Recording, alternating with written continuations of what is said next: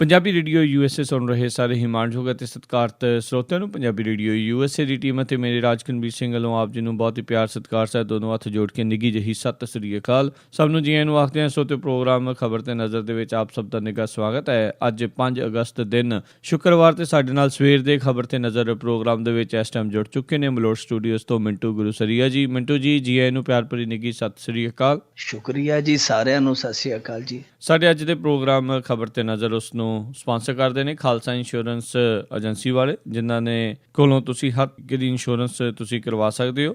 ਪੂਰੇ ਅਮਰੀਕਾ ਭਰ ਦੇ ਵਿੱਚ ਇੰਸ਼ੋਰੈਂਸ ਕਰਦੇ ਨੇ। ਜੇਕਰ ਤੁਸੀਂ ਆਰਪ ਦੇ ਮੈਂਬਰ, ਤੁਹਾਡਾ ਰੈਕਡ ਕਲੀਨ ਆ ਤੇ ਇਹ ਤੁਹਾਡੀ ਹੋਮ ਅਤੇ ਆਟੋ ਇੰਸ਼ੋਰੈਂਸ ਵਿੱਚ 30% ਤੱਕ ਦਾ ਡਿਸਕਾਊਂਟ ਤੁਹਾਨੂੰ ਇਹ ਦਵਾ ਸਕਦੇ ਨੇ। ਇਸ ਦੇ ਬਾਰੇ ਜਾਣਕਾਰੀ ਲਈ ਤੁਸੀਂ ਇਹਨਾਂ ਨੂੰ ਕਾਲ ਕਰੋ 408 272 2500 4082722500 ਤੇ ਇਸ ਦੇ ਨਾਲ ਸੁਰਜੀਤ ਸਿੰਘ ਮਹਿੰਦਰ ਕੌਰ ਗੁਰਾਇਆ ਸੈਨ ਹੋਜ਼ੇ ਤੋਂ ਇਹਨਾਂ ਦਾ ਵੀ ਬਹੁਤ ਬਹੁਤ ਧੰਨਵਾਦ। ਜੇਕਰ ਤੁਸੀਂ ਜਾਂ ਕੋਈ ਹੋਰ ਕਾਰੋਬਾਰ ਇਸ ਪ੍ਰੋਗਰਾਮ ਨੂੰ ਸਹਿਯੋਗ ਕਰਨਾ ਚਾਹੁੰਦੇ ਹੋ, ਸਪਾਂਸਰ ਕਰਨਾ ਚਾਹੁੰਦੇ ਹੋ, ਸੰਪਰਕ ਕਰ ਸਕਦੇ ਹੋ। ਨੰਬਰ 408 722 7698 408 722 7698 ਦੇ ਉੱਤੇ। ਅਗਲੇ ਆਪਾਂ ਮਿੰਟੂ ਜੀ ਗੱਲਬਾਤ ਦਾ ਸਿਲਸਿਲਾ ਜੇ ਸ਼ੁਰੂ ਕਰੀਏ, ਵਿਜੇ ਰੂਪਾਨੀ ਬਣਿਆ ਗੁਜਰਾਤ ਦਾ ਨਵਾਂ ਮੁੱਖ ਮੰਤਰੀ। ਹਾਂਜੀ, ਹੁਣੇ ਰੂਪਾਨੀ ਸਾਹਿਬ ਆ ਜਿਹੜੇ ਉਹ CM ਥਾਪੇ ਗਏ ਭਾਰਤੀ ਜਨਤਾ ਪਾਰਟੀ ਦੇ ਉੱਥੋਂ ਦੇ ਗੁਜਰਾਤ ਦੇ। ਤੇ ਇਹ ਜਿਹੜੀ ਨਾਮਜ਼ਦਗੀ ਹੋਈ ਹੈ ਇਹਨਾਂ ਦੀ, ਇਹ ਬੜੀ ਕਹਿ ਲਈਏ ਸਸਪੈਂਸ ਵਾਲੀ ਸੀ। ਅਚਨਚੇਤ ਇਹਨਾਂ ਨੇ ਠਾਹ ਸੋਟਾ ਹੀ ਮਾਰਿਆ। ਪਹਿਲਾਂ ਜਿਹੜਾ ਨਾਂ ਆਉਂਦਾ ਪਿਆ ਸੀਗਾ ਦੇਰ ਸ਼ਾਮ ਤੱਕ, ਉਹ ਸਾਹਮਣੇ ਸੀ ਨਿਤਿਨ ਪਟੇਲ ਦਾ। ਸਾਰੇ ਸੋਚਦੇ ਸੀਗੇ ਕਿ ਨਿਤਿਨ ਪਟੇਲ ਆ ਜਿਹੜਾ RSS ਦਾ ਇੱਕ ਬਹੁਤ ਵੱਡਾ ਧੜਾ ਤੇ ਭਾਰਤੀ ਜਨਤਾ ਪਾਰਟੀ ਦੀ ਉੱਥੋਂ ਦੀ ਲੀਡਰਸ਼ਿਪ ਨਿਤਿਨ ਪਟੇਲ ਤੇ ਸਹਿਮਤੀ ਬਣਾਈ ਬੈਠੀ ਹੈ। ਪਰ ਬਾਅਦ ਦੁਪਹਿਰ ਤੋਂ ਅਚਾਨਕ ਥੋੜੇ ਜਿਹੇ ਸਮੀਕਰਨ ਜਿਹੜੇ ਗੜਬੜਾ ਗਏ, ਬਦਲਣੇ ਸ਼ੁਰੂ ਹੋ ਗਏ, ਕਿਉਂਕਿ 3 ਕੁ ਘੰਟੇ ਪਹਿਲਾਂ ਇਹ ਜਿਹੜਾ ਰੂਪਾਨੀ ਸਾਹਿਬ ਆ, ਇਹ ਸੰਭਾਵੀ ਮੁੱਖ ਮੰਤਰੀ ਦੇ ਤੌਰ ਤੇ ਟੈਲੀਵਿਜ਼ਨਾਂ ਤੇ ਬਾਈਟਾਂ ਦੇਣ ਲੱਗ ਪਿਆ। ਜਿਹੜੇ ਪੂਰੇ ਖਿਡਾਰੀ ਨੇ, ਮੰਝੇ ਹੋਏ ਸਿਆਸਤ ਮਾਹਰ ਨੇ, ਉਹ ਸਮਝ ਗਏ ਕਿ ਜਿਹੜਾ ਖੁੱਲ ਕੇ ਇਹ ਬਾਈਟਾਂ ਦੇ ਰਿਹਾ, ਲੱਗਦਾ ਕਿ ਇਹਦੇ 'ਚ ਸੁੱਚਾ ਸਿਉਂ ਬੋਲਦਾ। ਸੋ ਉਹੀ ਗੱਲ ਹੋਈ ਕਿ ਐਨ ਮੌਕੇ ਤੇ ਜਦੋਂ ਸਿਆਸੀ ਧੁੰਦ ਜਿਹੜੀ ਛਟੀ ਤੇ ਫਿਰ ਉਹਦੇ 'ਚੋਂ ਜਿਹੜਾ ਨਿਕਲਿਆ ਚਿਹਰਾ ਉਹ ਆ ਵਿਜੇ ਰੂਪਾਨੀ। ਦੱਸਦੇ ਆ ਜਿਹੜੀ ਉੱਥੋਂ ਬੀਬੀ ਨੰਦੀਬੇਨ ਪਟੇਲ ਹਟਾਈ ਗਈ ਹੈ, ਉਹਨੇ ਕਾਫੀ ਰੌਲਾ ਰੱਪਾ ਪਾਇਆ ਇਹਦੀ ਜਿਹੜੀ ਨਾਮਜ਼ਦਗੀ ਤੇ ਕਿ ਇਹਨੂੰ ਮੁੱਖ ਮੰਤਰੀ ਨਹੀਂ ਨਿਯੁਕਤ ਕੀਤਾ ਜਾਣਾ ਚਾਹੀਦਾ। ਪਰ ਫਿਰ ਵੀ ਉਹਨਾਂ ਨੇ ਸਾਰਿਆਂ ਨੇ, ਜਿਹੜੀ ਵਿਧਾਇਕ ਮੰਡਲ ਦੀ ਬੈਠਕ ਹੋਈ ਇਹਨਾਂ ਦੀ, RSS ਦੇ 2 ਵੱਡੇ ਉਹਦੇ 'ਚ ਪਹੁੰਚੇ ਹੋਏ ਸਨ ਲੀਡਰ, ਖਾਸ ਤੌਰ ਤੇ ਇੱਥੋਂ ਦੇ ਲੋਕਲ ਭਾਜਪਾ ਦੇ ਗੁਜਰਾਤ ਦੇ, ਤਾਂ ਉਹਨਾਂ ਨੇ ਅਖੀਰ ਤੇ ਸਹਿਮਤੀ ਹੈ ਜਿਹੜੀ ਵਿਜੇ ਰੂਪਾਨੀ ਤੇ ਬਣਾਈ ਹੈ। ਇੱਥੋਂ ਇੱਕ ਗੱਲ ਹੋਰ ਵੀ ਇੱਕ ਚੀਜ਼ ਜਿਹੜੀ ਆ ਉਹ ਕਲੀਅਰ ਹੋ ਜਾਂਦੀ ਆ ਕਿ ਅਮਿਤ ਤੇ ਮੋਦੀ ਦੀ ਜਿਹੜੀ ਜੋੜੀ ਹੈ, ਕਿਉਂਕਿ ਕਿਆਫੇ ਲਾਏ ਜਾਂਦੇ ਸਨ ਕਿ ਇਹ ਥੋੜੀ ਜਿਹੀ ਕਮਜ਼ੋਰ ਪਈ ਹੈ।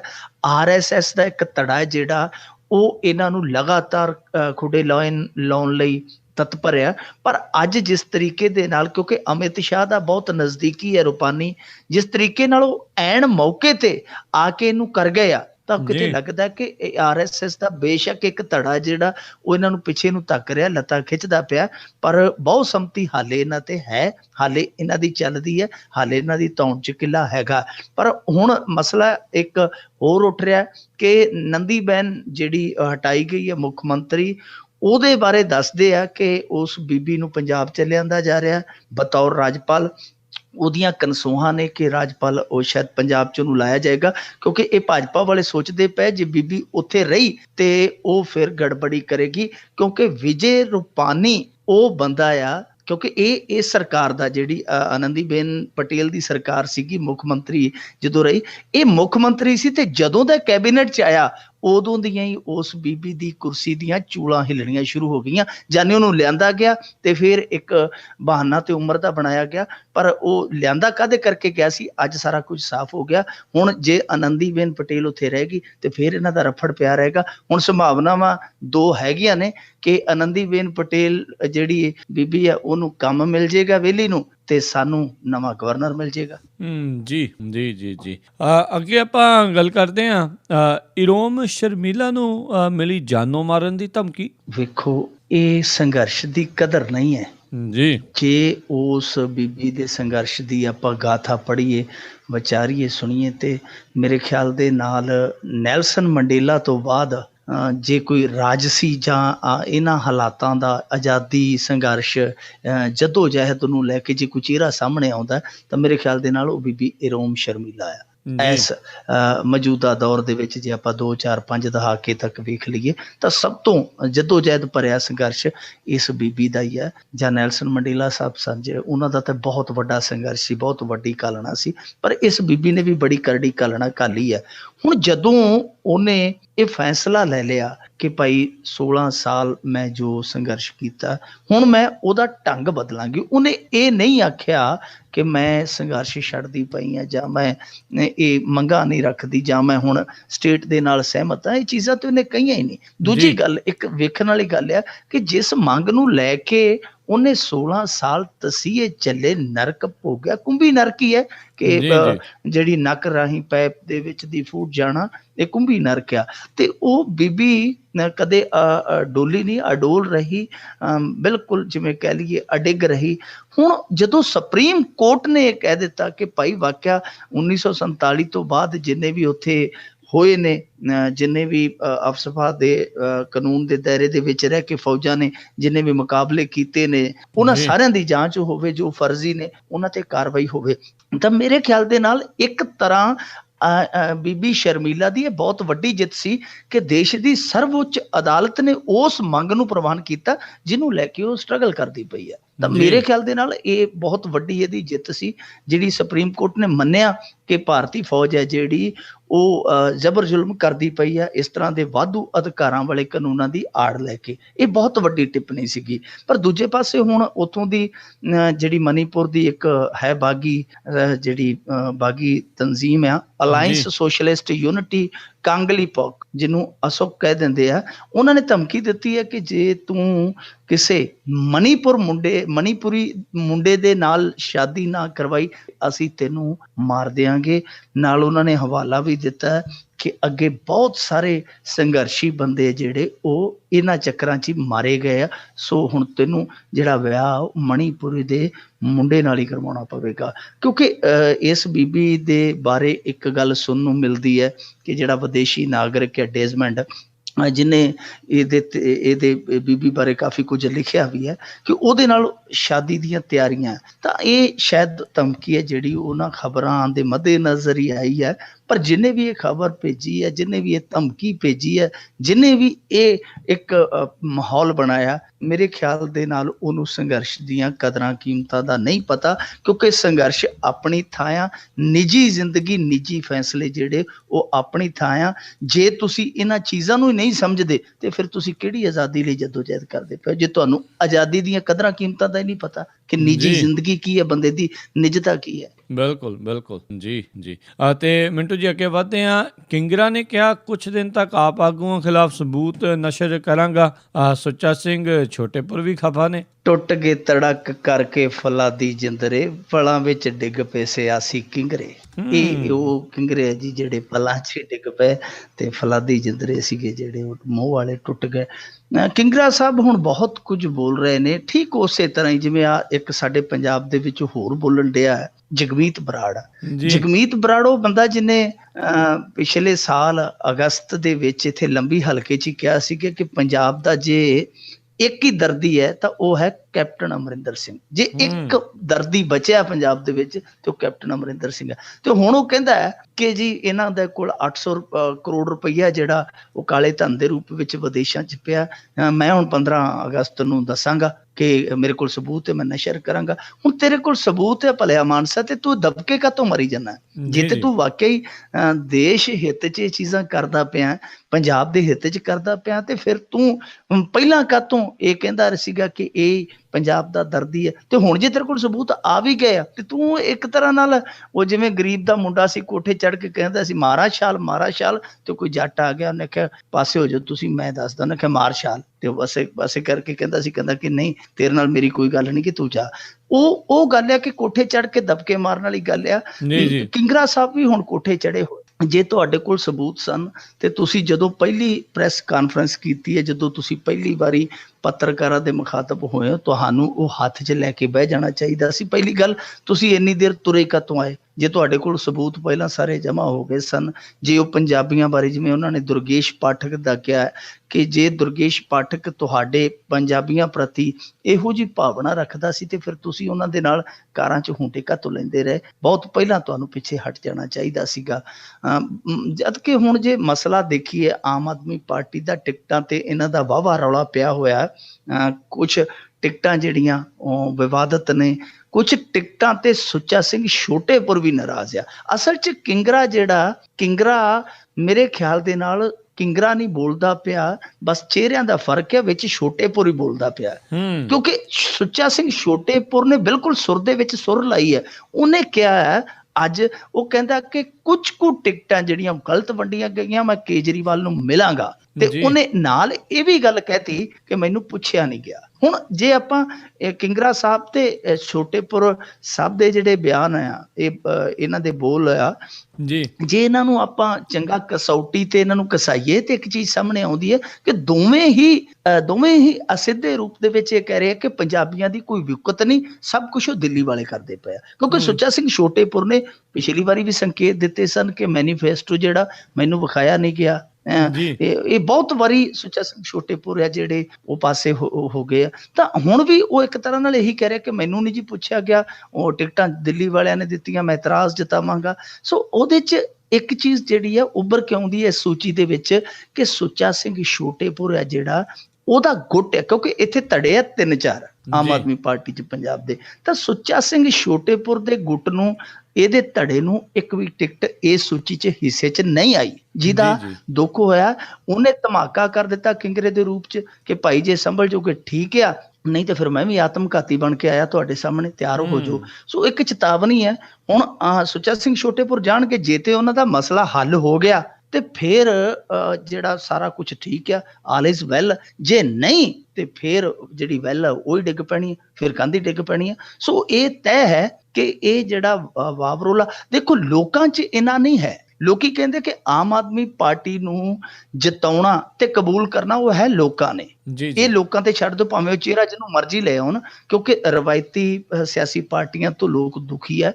ਉਹ ਲੋਕ ਦੱਸਣਗੇ ਕਿ ਜਿਹੜੇ ਰਵਾਇਤੀ ਨੇਤਾ ਵੱਡੇ ਨਾਂ ਆ, ਘਾਹ ਗਿਆ, ਜਿਹੜੇ ਤੁਨੰਤਰ ਆ, ਉਹਨਾਂ ਨੂੰ ਦੁਬਾਰਾ ਚੁਣਨਾ ਜਾਂ ਨਵੇਂ ਨੂੰ ਚੁਣਨਾ, ਭਾਵੇਂ ਉਹ ਕਿਸੇ ਨੂੰ ਵੀ ਮੌਕਾ ਦਿੰਦੇ ਆ। ਲੋਕਾਂ 'ਚ ਇੰਨੀ ਚਰਚਾ ਨਹੀਂ ਹੈ, ਸੋਸ਼ਲ ਮੀਡੀਆ ਨੂੰ ਛੱਡ ਦਈਏ, ਪਰ ਇਹਨਾਂ ਦੇ ਵਿੱਚ ਆਪਸੀ ਜਿਹੜਾ ਕਲੇਸ਼ ਆ ਉਹ ਇਸ ਚਰਚਾ ਨੂੰ, ਇਸ ਅੱਗ ਨੂੰ ਹਵਾ ਦਿੰਦਾ ਆ।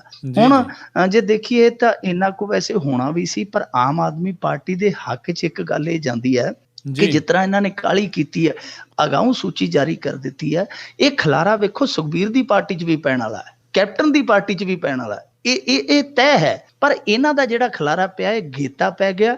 ਹੋ ਸਕਦਾ ਇਹਨਾਂ ਕੋਲ ਸਮਾਂ ਮਿਲ ਜੇ ਤੇ ਇਸ ਖਲਾਰੇ ਨੂੰ ਇਹ ਪਹਿਲਾਂ ਪਹਿਲ ਸਮੇਟ ਕੇ ਤੇ ਅੱਗੇ ਤੁਰ ਪੈਣ। ਇਹ ਵੀ ਤੈਅ ਸੀ ਕਿ ਇਹਨਾਂ ਦੀ ਪਾਰਟੀ 'ਚ ਕੁਝ ਬੰਦੇ ਇਹੋ ਜਿਹੇ ਸਨ ਜਿਹੜੇ ਆਏ ਨਹੀਂ ਸੀ, ਘਲਾਏ ਗਏ, ਜਾਨੀ ਜਿਨ੍ਹਾਂ ਨੂੰ ਆਪਾਂ ਸਿਆਸੀ ਤੌਰ ਤੇ ਜਾਂ ਪੱਤਰਕਾਰਤਾ ਦੀ ਭਾਸ਼ਾ 'ਚ ਕਹਿੰਦੇ ਕਿ ਡੈਪੂਟੇਸ਼ਨ ਤੇ ਆਏ ਸਨ। ਉਹ ਡੈਪੂਟੇਸ਼ਨ ਵਾਲਿਆਂ ਨੇ ਮੁੜਨਾ ਹੀ ਮੁੜਨਾ ਸੀ, ਇਹਨਾਂ ਕੋਲ ਕੁਝ ਹੋਣਾ ਹੀ ਸੀ।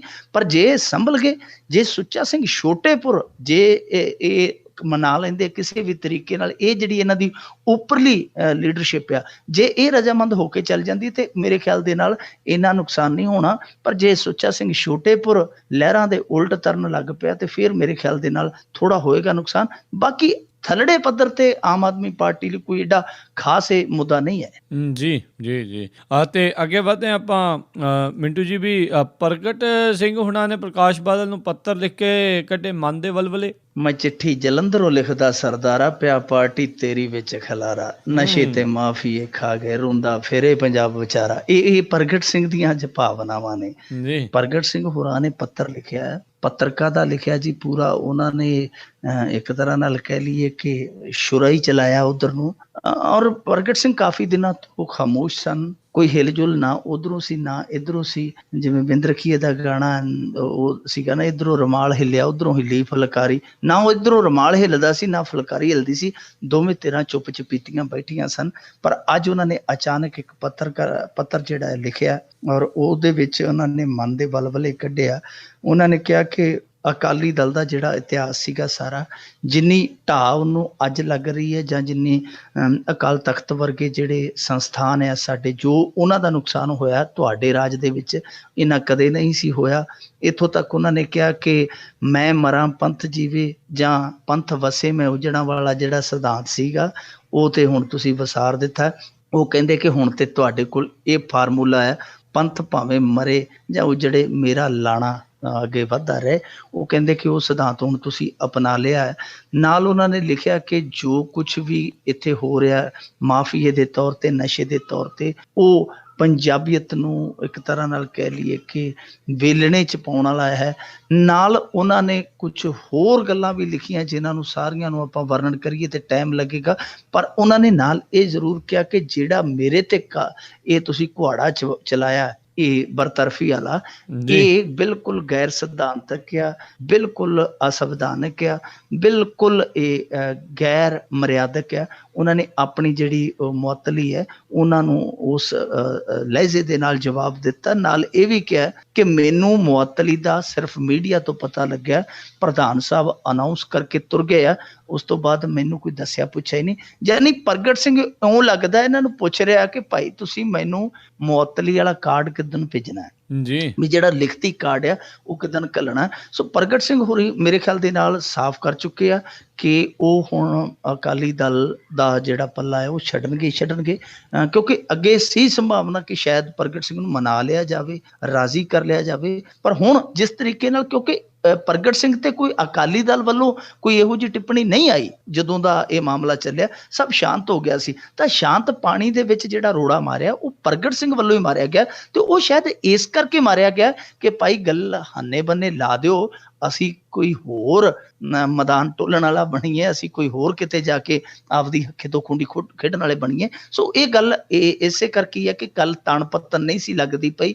ਹੁਣ ਪ੍ਰਗਟ ਸਿੰਘ ਨੇ ਪੱਤਰ ਲਿਖਿਆ, ਪਰ ਜੋ ਪੱਤਰ ਲਿਖਿਆ ਭਾਵੇਂ ਦੇਰ ਦੇ ਨਾਲ ਆ, ਪਰ ਲਿਖਿਆ ਉਹਨਾਂ ਨੇ ਕੁਛ ਹੱਦ ਤੱਕ ਜ਼ਮੀਰ ਦੀ ਕਲਮ ਨਾਲ ਲਿਆ ਤੇ ਮੇਰੇ ਖਿਆਲ ਦੇ ਨਾਲ ਪੰਜਾਬ ਦੇ ਹੰਝੂਆਂ ਦੀ ਸਾਈ ਨਾਲ ਲਿਆ। ਜੀ ਤੇ ਅਗਲੇ ਗੱਲ ਵੱਲ ਜੇ ਆਪਾਂ ਵਧੀਏ ਮਿੰਟੂ ਜੀ, ਵੀ ਨਸ਼ੇ ਦੇ ਮੁੱਦੇ ਤੇ ਸਦਨ ਵਿੱਚ ਸੱਤਾ ਧਿਰ ਤੇ ਵਿਰੋਧੀ ਧਿਰ ਹੋਈ ਆਮੋ ਸਾਹਮਣੇ।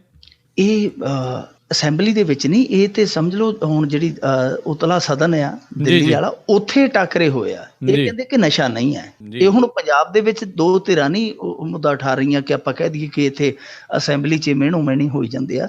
ਉੱਥੇ ਮੁੱਦਾ ਉੱਠਿਆ ਰਾਜ ਸਭਾ ਦੇ ਵਿੱਚ, ਬਹੁਤ ਸਿੰਘ ਫਸੇ ਇਹਨਾਂ ਦੇ ਦੋਨਾਂ ਧਿਰਾਂ ਦੇ। ਤੇ ਉੱਥੇ ਜੇ ਆંકੜੇ ਦੇਖੀਏ, ਜਿਹੜੇ ਆંકੜੇ, ਵੈਸੇ ਇਹ ਮੁੱਦਾ ਬੀਬੀ ਅੰਬਿਕਾ ਸੋਨੀ ਨੇ ਉਠਾਇਆ ਸੀਗਾ, ਉਹਦਾ ਜਵਾਬ ਵੀ ਦਿੱਤਾ, ਪਰ ਉਹ ਖੁਸ਼ ਨਹੀਂ ਹੋਏ ਉਹਦੇ ਜਵਾਬ ਤੋਂ। ਬਾਕੀ ਜਿਹੜੇ ਆંકੜੇ ਉੱਥੇ ਪੇਸ਼ ਕੀਤੇ ਗਏ ਉਹ ਆંકੜੇ ਵਾਕਿਆ ਹੀ ਚਰਚਾ ਮੰਗਦੇ ਆ, ਕਿਉਂਕਿ ਦੇਖੋ ਸਾਡੇ ਇੱਥੋਂ ਦੇ ਹਾਕਮ ਆ ਜਿਹੜੇ ਉਹ ਇਸ ਚੀਜ਼ ਨੂੰ ਨਕਾਰਦੇ ਆ ਕਿ ਸਾਡੇ ਇੱਥੇ ਨਸ਼ੇ ਦਾ ਕੋਈ ਬਹੁਤਾ ਪ੍ਰਭਾਵ ਨਹੀਂ, ਅਸੀਂ ਤੇ ਸਿਰਫ ਇੱਕ ਦਰਵਾਜ਼ਾ ਬਣੇ ਹੋਏ ਆ ਤੇ ਉਹਦੀ ਮਾਰ ਸਾਨੂੰ ਪੈਂਦੀ ਆ, ਅਸੀਂ ਤੇ ਫੜਨ ਵਾਲਿਆਂ ਚੋਂ ਆ। ਪਰ ਜੋ ਉੱਥੇ ਆંકੜਾ ਪੇਸ਼ ਕੀਤਾ ਗਿਆ ਹੈ ਕੇਂਦਰੀ ਗ੍ਰਹਿ ਮੰਤਰਾਲੇ ਵੱਲੋਂ, ਉਹਦੇ 'ਚ ਇਹ ਦੱਸਿਆ ਗਿਆ ਕਿ 1 ਜਨਵਰੀ 2013 ਤੋਂ 30 ਜੂਨ 2016 ਤੱਕ ਨਸ਼ਿਆਂ ਤੇ ਹਥਿਆਰਾਂ ਦਾ ਜਿਹੜਾ 36,318 ਕੇਸ ਜਿਹੜੇ ਉਹ ਪੰਜਾਬ 'ਚ ਇਕੱਲੇ 'ਚ ਰਜਿਸਟਰਡ ਹੋਇਆ ਜੀ। ਤੇ ਜੇ ਕੁੱਲ ਦੇਸ਼ ਦੀ ਗੱਲ ਕਰੀਏ ਤਾਂ ਇਹ 96,771 ਬਣਦੇ ਆ ਪੂਰੇ ਜਨਵਰੀ 2013 ਤੋਂ 30 ਜੂਨ 2016 ਤੱਕ, ਯਾਨੀ 3 ਸਾਲਾਂ ਦੇ ਵਕਤ ਵਿੱਚ। ਯਾਨੀ ਇਹਦਾ ਸਿੱਧਾ ਆਵਿਆ ਕਿ 1/3 ਤੋਂ ਵੀ ਜ਼ਿਆਦਾ, ਤੀਜੇ ਹਿੱਸੇ ਤੋਂ ਵੀ ਜ਼ਿਆਦਾ ਜਿਹੜੇ ਕੇਸ ਆ ਉਹ ਸਾਡੇ ਸੂਬੇ 'ਚ ਨਾਰਕੋਟੈਕ ਨਾਲ ਜੁੜੇ ਜਾਂ ਜਿਹੜਾ ਹਥਿਆਰ ਆ, ਗੋਲੀ ਸਿੱਕਾ ਹੈ ਜਿਹੜਾ, ਇਹਨਾਂ ਨਾਲ ਜੁੜੇ ਸਾਡੇ ਇਕੱਲੇ ਪੰਜਾਬ 'ਚ ਦਰਜ ਹੋ ਰਹੇ ਆ। ਹੁਣ ਦਰਜ ਉੱਥੇ ਹੀ ਹੋਣਗੇ, ਦੇਖੋ ਸਰਦਾਰ ਸਾਹਿਬ, ਜਿੱਥੇ ਇਹਨਾਂ ਚੀਜ਼ਾਂ ਦੀ ਲਾਗਤ ਆ, ਕਿਉਂਕਿ ਰੇਤਾ ਉੱਥੇ ਹੀ ਵਿਕੇਗੀ ਨਾ ਜਿੱਥੇ ਕੋਠੀਆਂ ਬਣਦੀਆਂ, ਜਿੱਥੇ ਝੁੱਗੀਆਂ ਝੋਪੜੀਆਂ, ਉੱਥੇ ਰੇਤਾ ਬਜਰੀ ਦਾ ਕੀ ਕੰਮ ਹੈ ਨਾ। ਤਾਂ ਉਹ ਜਿਹੜੀ ਸਪਲਾਈ ਹੈ ਉਹ ਖਪਤ ਦੇ ਹਿਸਾਬ ਨਾਲ ਹੀ ਹੈ। ਤਾਂ ਇਹ ਇੱਥੇ ਹੁਣ ਇਹ ਬਹੁਤ ਵੱਡਾ ਸਵਾਲ ਖੜਾ ਹੁੰਦਾ ਹੈ ਕਿ ਜੇਕਰ ਪੰਜਾਬ ਦੇ ਵਿੱਚ ਨਸ਼ਾ ਨਹੀਂ ਹੈ ਤਾਂ ਫਿਰ ਏਡੇ ਵੱਡੇ ਪੱਧਰ ਤੇ ਜਿਹੜੇ ਇਹ ਨਾਰਕੋਟੈਕ ਨਾਲ ਜੁੜੇ ਕੇਸ ਆ ਜਾਂ ਹਥਿਆਰਾਂ ਨਾਲ ਜੁੜੇ ਕੇਸ ਆ, ਜਿਹੜੇ ਪੂਰੇ ਮੁਲਕ ਦੇ ਮੁਕਾਬਲੇ ਕੱਲੇ ਇੱਕ ਛੋਟੇ ਜਿਹੇ ਸੂਬੇ ਦੇ ਵਿੱਚ ਜਿਹਦਾ ਮੇਰੇ ਖਿਆਲ ਦੇ ਨਾਲ 53,000 ਵਰਗ ਕਿਲੋਮੀਟਰ ਦਾ ਖੇਤਰਫਲ ਆ, ਉਸ ਖੇਤਰਫਲ ਦੇ ਵਿੱਚ ਇੰਨੇ ਵੱਡੇ ਪੱਧਰ ਤੇ ਕੇਸ ਦਰਜ ਹੋਣੇ, ਇਹ ਫਿਰ ਕਾਹਦੇ ਲਈ ਹੈ ਜੇ ਨਸ਼ਾ ਹੀ ਹੈ ਨਹੀਂ। ਇਹਦੇ ਤੇ ਬੜੀ ਚਰਚਾ ਵੱਡੀ ਕੀਤੀ ਜਾ ਸਕਦੀ ਹੈ ਕਿ ਦੇਖੋ ਜੇ ਨਸ਼ਾ ਹੈ ਨਹੀਂ ਤੇ ਫਿਰ ਕੀ ਗੱਲ, ਸਾਰਾ ਪੰਜਾਬ ਹੈ ਜਿਹੜਾ ਉਹ ਸਾਰੇ ਮੁਲਕ ਦੇ ਵਿੱਚ ਸਪਲਾਈ ਕਰਨ ਲੱਗ ਪਿਆ। ਜੀ ਜੀ ਜੀ ਤੇ ਅੱਗੇ ਆਪਾਂ ਵਧਦੇ ਹਾਂ ਮਿੰਟੂ ਜੀ ਵੀ ਕੈਂਸਰ ਫੰਡ ਨੂੰ ਲੈ ਕੇ ਹਾਈ ਕੋਰਟ ਨੇ ਪੰਜਾਬ ਸਰਕਾਰ ਨੂੰ ਕੱਢਿਆ ਨੋਟਿਸ। ਦੇਖੋ ਹਾਈ ਕੋਰਟ ਦੇ ਵੱਲੋਂ ਨੋਟਿਸ ਜਿਹੜਾ ਮੇਰੇ ਖਿਆਲ ਦੇ ਨਾਲ ਲੈ ਕੇ ਆਉਂਦਾ ਹੋਣਾ ਹੈ, ਉਹਨੂੰ ਹੋਰ ਤੇ ਕੋਈ ਕੰਮ ਨਹੀਂ ਹੋਣਾ ਜੀ ਜੀ, ਉਹ ਤੇ ਬਸ ਪੰਜਾਬ ਸਰਕਾਰ ਦੀ ਬਿਲਡਿੰਗ 'ਚ ਹੀ ਰਹਿੰਦਾ ਹੋਣਾ। ਹਾਈ ਕੋਰਟ ਤੋਂ ਉੱਥੇ ਚਲਾ ਗਿਆ ਤੇ ਉੱਥੋਂ ਇੱਥੇ ਚਲਾ ਗਿਆ, ਸੈਕਟਰੀਏਟ 'ਚ ਆ ਗਿਆ, ਉਹਦਾ ਤਾਂ ਬਸ ਇਹੀ ਕੰਮ ਪੱਕਾ ਹੋਣਾ, ਕਿਉਂਕਿ ਰੋਜ਼ਾਨਾ ਹੀ ਨੋਟਿਸ ਨਿਕਲਦੇ ਆ, ਰੋਜ਼ਾਨਾ ਹੀ ਜਵਾਬ ਤਲਬੀ ਹੁੰਦੀ ਹੈ, ਰੋਜ਼ਾਨਾ ਹੀ ਇਹ ਜਵਾਬ ਦਾਖਲ ਕਰਦੇ ਆ, ਫਿਰ ਰੋਜ਼ਾਨਾ ਹੀ ਕੋਈ ਨਾ ਕੋਈ ਨਵਾਂ ਮੁੱਦਾ ਛਿੜ ਪੈਂਦਾ। ਅਸਲ ਦੇ ਵਿੱਚ ਕੈਂਸਰ ਜਿਹੜਾ ਇਹ ਫੰਡ ਦਿੱਤਾ ਜਾਂਦਾ, ਇਹ ਦਿੱਤਾ ਜਾਂਦਾ ਜੀ ਮੁੱਖ ਮੰਤਰੀ ਕੈਂਸਰ ਰਿਲੀਫ ਫੰਡ ਦੇ ਵਿੱਚੋਂ। ਇਹਦੇ 'ਚ ਇਹ ਕਰਦੇ ਆ ਕਿ 1.5 ਲੱਖ ਰੁਪਈਆ ਦਿੰਦੇ ਆ। ਇੱਕ ਮਰੀਜ਼ ਹੈ ਜਦੋਂ ਉਹਨੂੰ ਪੁਸ਼ਟੀ ਹੋ ਜਾਂਦੀ ਹੈ ਕਿ ਇਹਨੂੰ ਕੈਂਸਰ ਹੈ, ਵਾਕਿਆ ਹੀ ਉਹਦਾ ਇਲਾਜ ਚੱਲਦਾ, ਫਿਰ ਉਹਦੇ ਜਿੱਥੇ ਹੁੰਦੇ ਦਵਾਈਆਂ ਦੇ ਖਰਚੇ ਜਿਸ ਹਸਪਤਾਲ ਦੇ ਵਿੱਚ, ਉਸ ਹਸਪਤਾਲ ਨੂੰ ਉਹ 1.5 ਲੱਖ ਰੁਪਈਏ ਦੀ ਰਾਸ਼ੀ ਹੈ ਜਿਹੜੀ ਭੇਜ ਦਿੱਤੀ ਜਾਂਦੀ ਹੈ, ਯਾਨੀ ਕਿ ਸਿੱਧੀ ਮਰੀਜ਼ ਦੇ ਕੋਲ ਉਹ ਰਾਸ਼ੀ ਨਹੀਂ ਆਉਂਦੀ। ਹੁਣ ਅੱਗੇ ਹਸਪਤਾਲ ਆ ਸਾਡੇ ਫਰੀਦਕੋਟ ਦੇ ਵਿੱਚ ਜਿਹੜਾ ਮੈਡੀਕਲ ਕਾਲਜ ਹੈ ਨਾ ਜੀ, ਇੱਥੇ ਇਹ ਸੁਵਿਧਾ ਹੈ। ਇੱਥੋਂ 20 ਕਰੋੜ ਰੁਪਈਆ ਵਾਪਸ ਕਰਵਾਇਆ ਸੀ ਡਾਕਟਰਾਂ ਦੀ ਜੇਬ ਚੋਂ। ਗੁਰਪ੍ਰੀਤ ਸਿੰਘ ਚੰਦਵਾਜਾ ਹੋਰੀ ਹੈ ਨੇ, ਸਮਾਜ ਸੇਵੀ ਨੇ, ਬਹੁਤ ਵਧੀਆ ਇਨਸਾਨ ਨੇ, ਉਹਨਾਂ ਨੇ 20 ਕਰੋੜ ਰੁਪਈਆ ਕੋਸ਼ਿਸ਼ਾਂ ਕਰਕੇ ਡਾਕਟਰਾਂ ਦੀ ਜੇਬ ਚੋਂ ਕਢਾਇਆ ਸੀ, ਕਿਉਂਕਿ ਮਰੀਜ਼ ਜਿਹੜੇ ਸੀਗੇ ਉਹ ਮਰ ਚੁੱਕੇ ਸੀ ਪਰ ਉਹਨਾਂ ਦੇ ਇਲਾਜ ਕਾਗਜ਼ਾਂ 'ਚ ਚਲੀ ਜਾਂਦੇ ਸੀ, ਉਹ ਪੈਸਾ ਉੱਥੇ ਆਪਣੇ ਗੱਲੇ 'ਚ ਪਾ ਕੇ ਬੈਠੇ ਸਨ, ਤਾਂ ਗੱਲੇ 'ਚੋਂ ਪਾਏ ਪੈਸੇ 20 ਕਰੋੜ ਰੁਪਈਆ ਵਾਪਸ ਹੋਇਆ ਸੀਗਾ। ਸੋ ਇਹ ਕੈਂਸਰ ਫੰਡ ਹੈ ਜਿਹੜਾ, ਸਕੀਮ ਠੀਕ ਹੈ ਸਰਕਾਰ ਦੀ, ਇਹ ਸਕੀਮ ਨਹੀਂ ਮਾੜੀ ਕਹੀ ਜਾ ਸਕਦੀ, ਕਿਉਂਕਿ ਡੁੱਬਦੇ ਦੇ ਮੂੰਹ ਦੇ ਵਿੱਚ ਜਿਵੇਂ ਕਹਿ ਲਈਏ ਜਾਂ ਡੁੱਬਦੇ ਨੂੰ ਤਿਨਕੇ ਦਾ ਸਹਾਰਾ ਹੈ, ਪਰ ਫਿਰ ਵੀ ਇਹ ਜੋ ਪ੍ਰਕਿਰਿਆ ਹੈ, ਇਹ ਪ੍ਰਕਿਰਿਆ ਥੋੜੀ ਜਿਹੀ ਸ਼ੱਕੀ ਹੈ। ਹੁਣ ਦੇਖੋ 1.5 ਲੱਖ ਦਾ ਵੀ ਇਹ ਚੱਕਰ ਆ ਕਿ ਜਦੋਂ 1.5 ਲੱਖ ਰੁਪਈਆ ਖਤਮ ਹੋ ਗਿਆ ਫਿਰ ਮਰੀਜ਼ ਕਿੱਧਰ ਜਾਵੇ, ਕਿਉਂਕਿ ਕੈਂਸਰ ਦਾ ਕੋਈ ਨਿਸ਼ਚਿਤ ਇਲਾਜ ਨਹੀਂ ਹੈ ਕਿ ਇਹਨੇ 'ਚ ਇਹਨੇ ਸਹੀ ਹੋ ਜਾਣਾ ਜੀ। 5 ਲੱਖ ਵੀ ਚਲਾ ਜਾਂਦਾ, ਕੁਝ ਕੇਸਾਂ 'ਚ 8-10 ਲੱਖ ਵੀ ਚਲੇ ਜਾਂਦੇ ਆ। ਸੋ ਇਹ ਇੱਕ ਸਾਡੇ HC ਅਰੋੜਾ ਨੇ ਜੀ, ਜਿਨ੍ਹਾਂ ਨੂੰ ਵੈਸੇ ਆਪਾਂ ਕਹਿ ਸਕਦੇ ਹਾਂ ਸਲਾਮ ਕਰੀਏ ਆਪਾਂ, ਜਿਹੜੇ ਰਹਿੰਦੇ ਤੇ ਚੰਡੀਗੜ੍ਹ ਹੈ ਪਰ ਉਹ ਜੁੜੇ ਪੰਜਾਬ ਦੇ ਨਾਲ ਹੈ। ਇਹੋ ਜਿਹੇ ਮੁੱਦੇ, ਉਹ ਵਕੀਲ ਨੇ, ਬਹੁਤ ਨਾਲ ਸਮਾਜ ਸੇਵਾ ਦਾ ਕੰਮ ਕਰਦੇ, ਉਹ ਇਹੋ ਜਿਹੇ ਮੁੱਦੇ ਜਿਹੜੇ ਜਨਤਕ ਮੁੱਦੇ, ਲੋਕ ਹਿੱਤਾਂ ਦੇ ਮੁੱਦੇ ਆ, ਉਹਨਾਂ ਨੂੰ ਪਟੀਸ਼ਨ ਦੇ ਰੂਪ ਦੇ ਵਿੱਚ ਹਾਈ ਕੋਰਟ 'ਚ ਲਿਜਾਂਦੇ ਆ। ਉਹ ਸੇਵਾ ਕਰ ਰਹੇ ਆ ਸਮਾਜ ਦੀ, ਤਾਂ ਫਿਰ ਉਹਨਾਂ ਨੇ ਜਾ ਕੇ ਹਾਈ ਕੋਰਟ ਦੇ ਕੋਲ ਇਹ ਦਰਖਾਸਤ ਕੀਤੀ ਹੈ ਜੀ ਕਿ ਜਨਾਬ ਜੇ 1.5 ਲੱਖ ਰੁਪਈਆ ਖਤਮ ਹੋ ਗਿਆ ਤੇ ਗਰੀਬ ਬੰਦਾ ਹੈ ਜਿਹੜਾ, ਉਹਦੇ ਕੋਲ ਹੋਰ ਕੋਈ ਪੈਸਾ ਨਹੀਂ, ਉਹ ਕਿੱਥੇ ਜਾਵੇ। ਸੋ ਇਸ ਕਰਕੇ ਇਸ ਮਸਲੇ ਤੇ ਹੁਣ ਹਾਈ ਕੋਰਟ ਨੇ ਪੰਜਾਬ ਸਰਕਾਰ ਨੂੰ ਪੁੱਛਿਆ ਕਿ ਗਰੀਬਾਂ ਲਈ 1.5 ਲੱਖ ਹੀ ਕਿਉਂ। ਔਰ ਦੂਜੀ ਗੱਲ ਇਹ ਕਿ ਜਿਹੜੇ ਪਹਿਲਾਂ ਟੈਸਟ ਹੁੰਦੇ ਆ, ਕਿਉਂਕਿ ਟੈਸਟ ਇਹਨਾਂ ਬਿਮਾਰੀਆਂ ਦੇ, ਜਿੰਨੀਆਂ ਵੱਡੀਆਂ ਬਿਮਾਰੀਆਂ ਉਨੇ ਵੱਡੇ ਟੈਸਟਾਂ ਦੇ ਰੇਟ ਆ। ਹੁਣ ਜਿਹੜਾ ਟੈਸਟ ਹੋਣਾ ਪਹਿਲਾਂ, ਉਹਦਾ ਵੀ 20-25 ਹਜ਼ਾਰ ਰੁਪਇਆ ਖਰਚਾ ਆਉਂਦਾ ਗਰੀਬ ਲਈ, ਤੇ ਉਹ ਵੀ ਬਹੁਤ ਵੱਡੀ ਰਾਸ਼ੀ ਹੈ ਨਾ ਜੀ, 20-25 ਹਜ਼ਾਰ ਰੁਪਏ ਦਾ ਪ੍ਰਬੰਧ ਕਰਨਾ ਵੀ। ਸੋ ਇਹ ਵੀ ਇਹਨਾਂ ਨੇ ਇੱਕ ਪਹਿਲੂ ਬਣਾਇਆ ਉਸ ਰਿਟ ਦਾ ਕਿ ਭਾਈ ਜਿਹੜੇ ਟੈਸਟ ਆ, ਕਿਉਂਕਿ ਤੁਸੀਂ ਪੈਸੇ ਦੇਣੇ ਆ ਪੁਸ਼ਟੀ ਹੋਈ ਤੋਂ ਬਾਅਦ, ਤੇ ਜਿਹੜੇ ਪਹਿਲਾਂ ਲੱਗਣੇ ਆ ਉਹਦੇ ਟੈਸਟਾਂ ਤੇ ਜਾਂ ਜਿਹੜੀਆਂ ਹੋਰ ਰਿਪੋਰਟਾਂ ਆਉਣੀਆਂ, ਉਹਦੇ ਪੈਸੇ ਕੌਣ ਦੇਗਾ। ਜੇ ਤੁਸੀਂ ਇਹੋ ਜਿਹੀ ਸਕੀਮ ਕਰਨੀ ਹੈ ਤਾਂ ਇਹਨੂੰ ਪੂਰਾ ਕਰੋ। ਸੋ ਮੇਰੇ ਖਿਆਲ ਦੇ ਨਾਲ ਇੱਕ ਬਹੁਤ ਅਹਿਮ ਮੁੱਦਾ। ਹੁਣ ਦੇਖਾਂਗੇ ਜੀ ਹਾਈ ਕੋਰਟ ਇਹਦੇ ਤੇ ਮੋਹਰ ਲਾਉਂਦਾ, ਪੰਜਾਬ ਸਰਕਾਰ ਕੀ ਜਵਾਬ ਦਾਖਲ ਕਰਦੀ ਹੈ। ਪਰ ਇਹ ਗੱਲ ਜ਼ਰੂਰੀ ਹੈ ਕਿ ਜਿਹੜੀ ਕੈਂਸਰ ਦੀ ਬਿਮਾਰੀ ਹੈ ਉਹ ਇੱਕ ਤੇ ਪੈ ਜ਼ਿਆਦੀ ਮਾਲਵੇ 'ਚ ਰਹੀ ਹੈ, ਔਰ ਦੂਜੀ ਗੱਲ ਪੈ ਜ਼ਿਆਦੀ ਗਰੀਬਾਂ ਤੇ ਹੀ ਰਹੀ ਹੈ। ਔਰ ਗਰੀਬਾਂ ਦੇ ਤੇ ਇਹੋ ਜਿਹੇ ਮਾਮਲੇ ਜੀ ਜਿਨ੍ਹਾਂ ਦੇ ਵਿੱਚ ਗਰੀਬ ਹੈ ਜਿਹੜੇ ਹਾਰ ਕੇ ਉਹ ਮੌਤ ਦੀਆਂ ਉਡੀਕਾਂ ਦੇ ਵਿੱਚ ਬਾਹਾਂ ਖਿਲਾਰ ਕੇ ਬੈਠੇ ਕਿ ਭਾਈ ਆ ਜਾ, ਇਲਾਜ ਤੇ ਨਹੀਂ ਹੁੰਦਾ। ਜੀ ਤੇ ਅੱਗੇ ਆਪਾਂ ਵਧੀਆ ਮਿੰਟੂ ਜੀ ਵੀ ਚੋਣਾਂ ਦਾ ਚੋਗਾ, ਸਰਕਾਰ ਲਾਲ ਲਕੀਰ ਦੇ ਅੰਦਰ ਬਾਹਰ ਦੇ ਘਰਾਂ ਨੂੰ ਦੇਵੇਗੀ ਮਾਲਕੀ ਹੱਕ। ਇਹ ਬਹੁਤਿਆਂ ਵੀਰਾਂ ਨੂੰ ਤੇ ਸ਼ਾਇਦ ਪਤਾ ਨਹੀਂ ਹੋਣਾ ਜੀ ਲਾਲ ਡੋਰਾ ਕਿਹਨੂੰ ਕਹਿੰਦੇ ਆ। ਅਸਲ ਦੇ ਵਿੱਚ ਸਾਡੇ ਪਿੰਡਾਂ 'ਚ ਸ਼ਬਦ ਜ਼ਰੂਰ ਸੁਣਿਆ ਹੋਏਗਾ ਆਪਣੇ ਵੀਰਾਂ ਭੈਣਾਂ ਵੀਰਾਂ ਨੇ ਕਿ ਲਾਲ ਲਕੀਰ, ਆ ਲਾਲ ਲਕੀਰ ਦੇ ਅੰਦਰ ਮਕਾਨ ਆ, ਲਾਲ ਲਕੀਰ ਦੇ ਬਾਹਰ ਮਕਾਨ ਆ।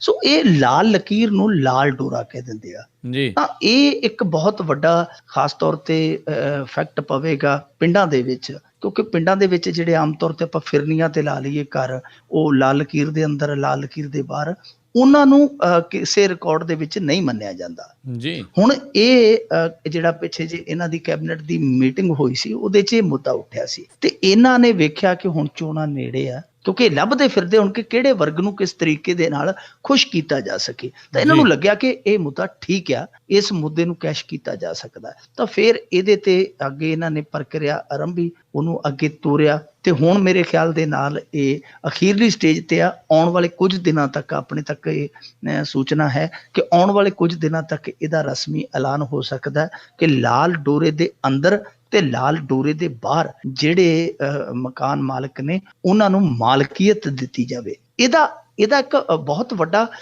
ਪ੍ਰਭਾਵ ਪਵੇਗਾ, ਖਾਸ ਤੌਰ ਤੇ ਜਿੱਦਾਂ ਛੋਟੇ ਪਰਿਵਾਰ ਹੈ, ਕਿਉਂਕਿ ਤੁਸੀਂ ਦੇਖਿਆ ਹੋਣਾ ਪਿੰਡਾਂ ਦੇ ਵਿੱਚ ਵਿਹੜੇ ਕਿਹਾ ਜਾਂਦਾ, ਦਲਿਤਾਂ ਦੇ ਜਿਹੜੇ ਸਮੂਹਿਕ ਘਰ ਹੁੰਦੇ ਆ ਨਾ ਜੀ ਇਕੱਠੇ, ਉਹਨਾਂ ਨੂੰ ਵਿਹੜੇ ਕਿਹਾ ਜਾਂਦਾ ਤੇ ਬਹੁਤੇ ਜਿਹੜੇ ਵਿਹੜੇ ਆ ਉਹ ਇਹ ਲਾਲ ਡੋਰੇ ਦੇ ਅੰਦਰ ਜਾਂ ਬਾਹਰ ਨੇ।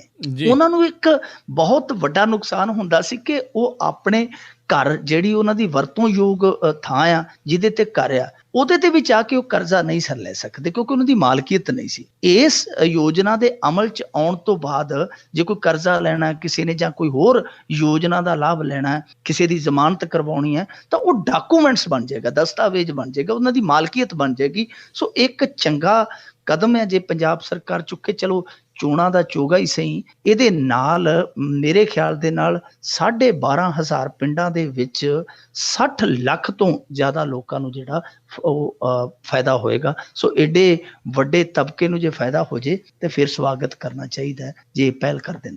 ਜੀ ਜੀ। ਜਾਂਦੇ ਜਾਂਦੇ ਆਪਾਂ ਮਿੰਟੂ ਜੀ ਜੇ ਗੱਲ ਕਰ ਲਈਏ, ਪੰਜਾਬ ਵਿੱਚ ਇੱਕ ਸ਼ਰਮਨਾਕ ਕਰਾ ਦਲਿਤ ਔਰਤ ਨੂੰ ਨੰਗਾ ਕਰਕੇ ਘੁਮਾਇਆ ਗਿਆ। ਇਹ ਪਹਿਲਾਂ ਜਿਹੜੀਆਂ ਘਟਨਾਵਾਂ ਆਉਂਦੀਆਂ ਹੁੰਦੀਆਂ ਸਨ ਜੀ, ਮੱਧ ਪ੍ਰਦੇਸ਼, ਬਿਹਾਰ, ਝਾਰਖੰਡ, ਇਹਨਾਂ ਸੂਬਿਆਂ 'ਚੋਂ ਅਸੀਂ ਸੁਣਦੇ ਹੁੰਦੇ ਸਾਂ ਕਿਸੇ ਦਲਿਤ ਔਰਤ ਦਾ ਮੂੰਹ ਕਾਲਾ ਕਰ ਦਿੱਤਾ, ਕਿਸੇ ਨੂੰ ਡਾਇਨ ਦੱਸ ਕੇ ਪੱਥਰ ਮਾਰ ਦਿੱਤੇ ਗਏ, ਮਾਰ ਦਿੱਤਾ ਗਿਆ।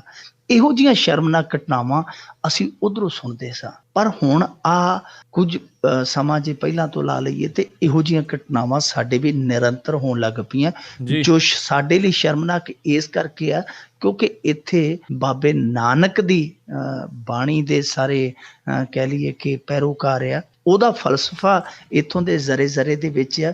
ਉਹ ਬਾਬਾ ਨਾਨਕ ਜਿਹਨੇ ਔਰਤ ਦੇ ਹੱਕ ਦੇ ਵਿੱਚ ਇਸ ਮੁਲਕ ਦੇ ਅੰਦਰ ਪਹਿਲਾ ਨਾਅਰਾ ਬੁਲੰਦ ਕੀਤਾ ਸੀਗਾ, ਉਹਨੇ ਆਵਾਜ਼ ਚੁੱਕੀ ਸੀ। ਅੱਜ ਉਸੇ ਔਰਤ ਨੂੰ ਉਸੇ ਧਰਤੀ ਤੇ ਜ਼ਲੀਲ ਹੋਣਾ ਪਵੇ, ਨਾਨਕ ਦੀ ਧਰਤੀ ਤੇ ਜ਼ਲੀਲ ਹੋਣਾ ਪਵੇ ਤੇ ਬੜੀ ਸ਼ਰਮਨਾਕ ਗੱਲ ਆ। ਵੈਸੇ ਘਟਨਾ ਡੇਰਾਬੱਸੀ ਦੇ ਲਾਗੇ ਪਿੰਡ ਆ ਮੀਰਪੁਰ, ਉੱਥੋਂ ਦੀ 50 ਸਾਲਾਂ ਦੀ ਔਰਤ ਨੂੰ ਅੱਧ ਨੰਗਾ ਕਰਕੇ ਪਿੰਡ ਦੇ ਵਿੱਚ ਕਮਾਇਆ ਗਿਆ, ਬਕਾਇਦਾ ਉਹਦੀ ਵੀਡੀਓ ਵੀ ਬਣਾਈ ਗਈ ਹੈ। ਇਹਦੇ ਮੁਤਲਕ 3 ਔਰਤਾਂ ਸਮੇਤ 7 ਵਿਅਕਤੀਆਂ ਦੇ ਖਿਲਾਫ ਮਾਮਲਾ ਦਰਜ ਕਰ ਲਿਆ ਗਿਆ। ਪਰ ਇਸ ਘਟਨਾ ਦਾ ਪਿਛੋਕੜ ਇਹ ਸੀਗਾ ਕਿ ਇਸ ਔਰਤ ਦਾ ਜਿਹੜਾ ਪੁੱਤਰ ਸੀਗਾ ਉਹਦੇ ਉਸੇ ਬਰਾਦਰੀ ਦੇ ਵਿੱਚ ਕਿਸੇ ਲੜਕੀ ਨਾਲ ਸੰਬੰਧ ਸਨ ਤੇ ਦੋਵੇਂ ਘਰੋਂ ਚਲੇ ਗਏ। ਉਸੇ ਗੁੱਸੇ ਦੇ ਮਾਰੇ ਉਹ ਲੜਕੀ ਦੇ ਰਿਸ਼ਤੇਦਾਰਾਂ ਨੇ ਕਾਰਾ ਕੀਤਾ। ਪਰ ਜੋ ਵੀ ਮਰਜ਼ੀ ਕਾਰਨ ਰਿਹਾ ਹੋਵੇ, ਜਿਹਨੇ ਕੰਮ ਕੀਤਾ ਸਜ਼ਾ ਉਹਨੂੰ ਮਿਲਣੀ ਚਾਹੀਦੀ ਹੈ। ਜੇ ਉਹਨੇ ਕੁਝ ਗਲਤ ਕੀਤਾ ਪਰ ਉਹਦੀ ਮਾਂ ਨੂੰ ਸਜ਼ਾ ਦੇਣੀ ਹੈ ਜਿਹੜੀ ਨਾ ਤੇ ਕਾਨੂੰਨ ਇਜਾਜ਼ਤ ਦਿੰਦਾ ਹੈ ਇਹੋ ਜਿਹੀ, ਨਾ ਹੀ ਸਮਾਜ ਇਜਾਜ਼ਤ ਦਿੰਦਾ।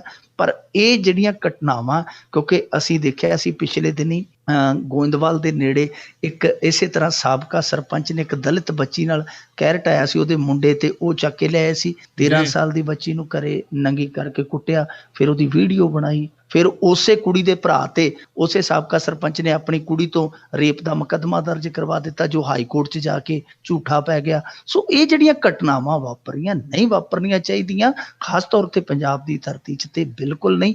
ਪਰ ਰੌਲਾ ਇਹ ਹੈ ਕਿ ਜਿਨ੍ਹਾਂ ਦੇ ਜ਼ਿੰਮੇ ਆ, ਜਿਨ੍ਹਾਂ ਦੀ ਏਜੰਡੇ ਤੇ ਲਾਅ ਐਂਡ ਆਰਡਰ ਪਹਿਲਾ ਕੰਮ ਹੋਣਾ ਚਾਹੀਦਾ, ਉਹਨਾਂ ਦੇ ਏਜੰਡੇ 'ਚ ਤੇ ਇਹ ਅਖੀਰਲਾ ਵੀ ਨਹੀਂ, ਉਹਨਾਂ ਦੇ ਏਜੰਡੇ ਤੇ ਹੈ ਹੀ ਨਹੀਂ। ਉਹਨਾਂ ਦੇ ਏਜੰਡੇ 'ਚ ਸੰਗਤ ਦਰਸ਼ਨ ਆ, ਸਾਈਕਲ ਵੰਡਣੇ ਆ, ਬਸ ਆਹ ਲਾਲ ਡੋਰੇ ਤੇ ਕਾਲੇ ਡੋਰੇ ਪਾਉਣੇ ਆ। ਉਹਨਾਂ ਨੂੰ ਇਹ ਫਿਕਰ ਹੀ ਨਹੀਂ ਕਿ ਅਸੀਂ ਸਮਾਜ ਨੂੰ ਇੱਕ ਆਦਰਸ਼ ਮਾਹੌਲ ਵੀ ਦੇਣਾ, ਉਹ ਵੀ ਸਾਡੀ ਜ਼ਿੰਮੇਵਾਰੀ ਹੈ। ਜੀ ਜੀ ਜੀ ਜੀ, ਇਹ ਜ਼ਿੰਮੇਵਾਰੀਆਂ ਤੋਂ ਸਾਰੇ ਭੱਜ ਤੇ ਬਹੁਤ ਬਹੁਤ ਤੁਹਾਡਾ ਧੰਨਵਾਦ ਆਪਾਂ ਕਰਦੇ ਹਾਂ ਮਿੰਟੂ ਜੀ, ਤੁਸੀਂ ਸਾਡੇ ਨਾਲ ਜੁੜੇ, ਇਹਨਾਂ ਖਬਰਾਂ ਬਾਰੇ ਸਾਨੂੰ ਵਿਸਤਾਰ ਦੇ ਵਿੱਚ ਜਾਣਕਾਰੀਆਂ ਦਿੱਤੀਆਂ। ਅਗਲੇ ਬੁਲੇਟਿਨ ਤੱਕ ਲਈ ਤੁਹਾਡਾ ਬਹੁਤ ਬਹੁਤ ਧੰਨਵਾਦ, ਮਿਹਰਬਾਨੀ, ਸਤਿ ਸ਼੍ਰੀ ਅਕਾਲ। ਸ਼ੁਕਰੀਆ ਜੀ, ਸਤਿ ਸ਼੍ਰੀ ਅਕਾਲ। ਤੇ ਸੋ ਇੱਥੇ ਹੀ ਸਾਡਾ ਅੱਜ ਦਾ ਇਹ ਪ੍ਰੋਗਰਾਮ ਖਬਰ ਤੇ ਨਜ਼ਰ ਉਹ ਵੀ ਹੁਣ ਸਮਾਪਤ ਹੁੰਦਾ ਹੈ। ਹੁਣ ਮੈਨੂੰ ਰਾਜ ਕਨਵੀਰ ਸਿੰਘ ਨੂੰ ਵੀ ਇਜਾਜ਼ਤ ਦਿਓ। ਮੇਰੇ ਵੱਲੋਂ ਵੀ ਆਪ ਸਭ ਨੂੰ ਬਹੁਤ ਪਿਆਰ ਸਤਿਕਾਰ ਸਾਹਿਬ ਦੋਨੋਂ ਜੋੜ ਕੇ ਨਿੱਘੀ ਜਿਹੀ ਸਤਿ ਸ਼੍ਰੀ ਅਕਾਲ। ਜਿਉਂਦੇ ਵਾਸਤੇ ਰਹੋ, ਹੱਸਦੇ ਖੇਲਦੇ ਰਹੋ ਤੇ ਸੁਣਦੇ ਰਹੋ ਪੰਜਾਬੀ ਰੇਡੀਓ USA।